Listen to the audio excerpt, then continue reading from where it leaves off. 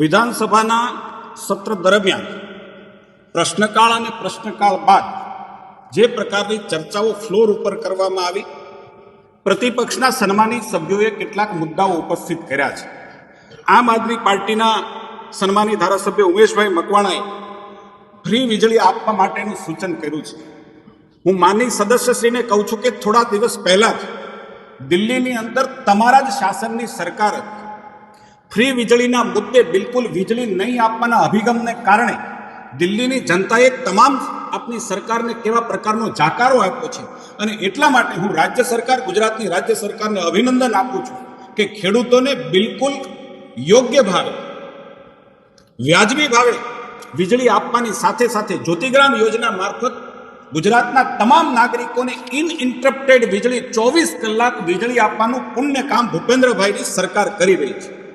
ખેડૂતોને 8 કલાક સતત વીજળી પુરવઠો મળી રહે અને એનાથી પણ આગળ જે પ્રકારે ખેડૂતોની સમસ્યાઓ હતી કે જંગલી પશુઓ અને ઝેરી જંતુઓના ત્રાસને કારણે ગુજરાતનો ખેડૂતે રાત્રે પોતાના ખેતરની અંદર પાણી વાળતો નહોતો. મારે ગર્વ સાથે કહેવું પડે, રાજ્યના ઉર્જા મંત્રી અને મુખ્યમંત્રીને અભિનંદન આપવા પડે કે આજે 96% ગામોની અંદર ખેડૂતોને દિવસે વીજળી આપવામાં આવે છે. મફત કરતા ક્વોલિટી વીજળીનો કન્સેપ્ટ એ ગુજરાતનો કન્સેપ્ટ એ જનતાએ સ્વીકાર્યો છે. એના જ કારણે હમણાંની ચૂંટણીની અંદર શહેરોની અંદર અને ગ્રામ્યની અંદર જે પ્રકારે ભારતીય જનતા પાર્ટીને જે પ્રકારે જનાદેશ મળ્યો છે, હું એમ માનું છું કે ભારતીય જનતા પાર્ટીની શ્રેષ્ઠ કામગીરીનો પરિણામ છે. સાથે સાથે કેટલાક આક્ષેપો કરવામાં આવ્યા છે. પાણી જેવી બાબતમાં જે પ્રકારે વિસ્તૃતિકરણની યોજનાની અંદર ક્વોલિટી માટે, સમાધાન માટેના કેટલાક કૌભાંડની ભાઈ ઉમેશભાઈએ વાત કરી છે. હું ભારતીય જનતા પાર્ટીના ધારાસભ્ય તરીકે, શાસક પક્ષના ધારાસભ્ય તરીકે આપ સૌના મારફત પ્રજાને કહેવા માંગુ છું કે પાણી જેવી બાબતમાં, પીવાના પાણી જેવી બાબતમાં માનનીય ભૂપેન્દ્રભાઈની સરકાર કોઈ પણ ક્વોલિટીમાં કોમ્પ્રોમાઇઝ કરવા માંગતી નથી. આવા કિસ્સા માત્ર બોટાદ વિસ્તારની અંદર નહીં પણ ગુજરાતની અંદર ક્યાંય પણ ક્વોલિટીની અંદર, ગુણવત્તાની અંદર કોઈએ બાંધછોડ કરી હશે તો આવા કિસ્સાની અંદર માત્ર કોન્ટ્રાક્ટર નહીં, અધિકારીઓની પણ જવાબદેહી ફિક્સ કરી અને ભવિષ્યની અંદર કોઈ પણ જગ્યાએ આવા કિસ્સા ધ્યાનમાં આવશે અને સાબિત થશે તો એને કડક કાર્યવાહી રાજ્યની સરકાર કરવા માટે તત્પર છે. જે પ્રકારે ફિઝિયોથેરાપીની વાત માની ઉમેશભાઈએ કરી છે, હું માનું છું કે એની પ્રેસ નોટમાં જ ક્યાંક ભૂલ હોય એવું મને દેખાય છે. 5 ફિઝિયોથેરાપીની સરકારી કોલેજની અંદર કુલ 431 જગ્યાઓ છે. એમાં બંને 380 બીપીટીની અને 51 જગ્યા એમપીટીની છે. જ્યારે ખાનગી કોલેજની અંદર 4280 બીપીટીની અને એમપીટીની 484 જગ્યાઓ છે.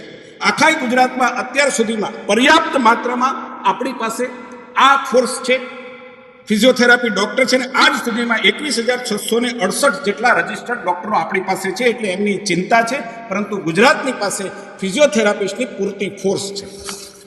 જે પ્રકારે અમિતભાઈ ચાવડાએ રાજ્યના જાહેર દેવા વિશેની વાત કરી છે, હું એમ માનું છું કે કોંગ્રેસ માત્ર પાણીમાંથી પૂરા કાઢવાનું કામ કરે છે. પ્રજાએ જે પ્રકારે એને જાકારો આપ્યો છે એમાંથી પણ શીખવાને બદલે જે પ્રકારે ફ્લોર પરની સકારાત્મક બાબતોમાંથી પણ કેવી રીતે પાણીમાંથી પૂરા કાઢી શકાય એનો આ ઉત્તમ નમૂનો છે. રાજ્યના દેવા વિશે એમને પ્રો રેટા પ્રમાણે ગણિત મૂકી અને 5 વર્ષ પછી, 7 વર્ષ પછી રાજ્યનું કેવું દેવું હશે એની વિગત કરી છે. મને આનંદ થાય કે સાથે સાથે માનીય અમિતભાઈ ચાવડાએ 5 વર્ષ પછી રાજ્યની પ્રગતિ ક્યાં હશે એનો પણ જો આંકડો આપ્યો હોત તો મને આનંદ થાય. મારે કહેવું છે માનીય અમિતભાઈ ચાવડા, આજે ગુજરાત એવું રાજ્ય છે કે જ્યાં બેરોજગારીનો દર 1.1% છે. બેરોજગારી આખા દેશની અંદર સૌથી ઓછી બેરોજગારી એ ગુજરાતની અંદર છે. સાથે સાથે મારે કહેવું છે કે જે પ્રકારે જાહેર દેવું ગુજરાતનું 3,77,962 કરોડ રૂપિયા છે, હું એમ માનું છું કે ગુજરાતના જીએસડીપીનો જે આપણી પાસે માપદંડ છે કે જીએસડીપીના 27.1% કરતાં ઓછું હોવું જોઈએ. મને કહેતા આનંદ થાય છે કે જે પ્રકારે 65%, 66% ખર્ચ ડેવલપમેન્ટ કરતી સરકાર, ખરા પણ પ્રશ્નો ઊભા કરેલા છે. મફત વીજળી માટેનો પણ ઉમેશભાઈએ કરેલો છે, મેં એમનો પણ જવાબ આપ્યો. અમિતભાઈએ જે પ્રકારના પ્રશ્નો ઊભા કર્યા છે એનો પણ જવાબ આપ્યો. હું એમ માનું છું કે જે પ્રકારે ગઈકાલે રાજ્યની સરકારે એક વિક્રમજનક બજેટ ઘોષિત કર્યું છે રાજ્યની અંદર જે પ્રકારે 66% કરતાં વધારે પૈસા એ ડેવલપમેન્ટમાં વાપરવાનો નિર્ધાર કર્યો છે, નવી યોજનાઓ, નવા આયામો થકી હું એમ માનું છું કે ગુજરાતને ફાસ્ટ ટ્રેક ડેવલપમેન્ટના ફાસ્ટ ટ્રેક ઉપર મૂકવા માટેનો શ્રેષ્ઠ પ્રયાસ માનનીય મુખ્યમંત્રી શ્રી અને કનુભાઈની જોડીએ કર્યો છે. ધન્યવાદ.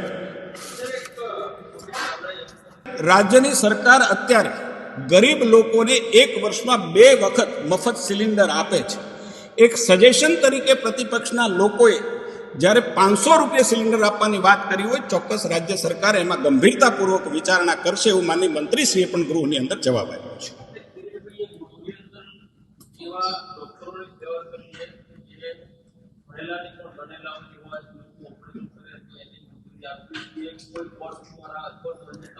હું એમ માનું છું કે કિરીટભાઈનો વ્યક્તિગત વિચાર હોઈ શકે.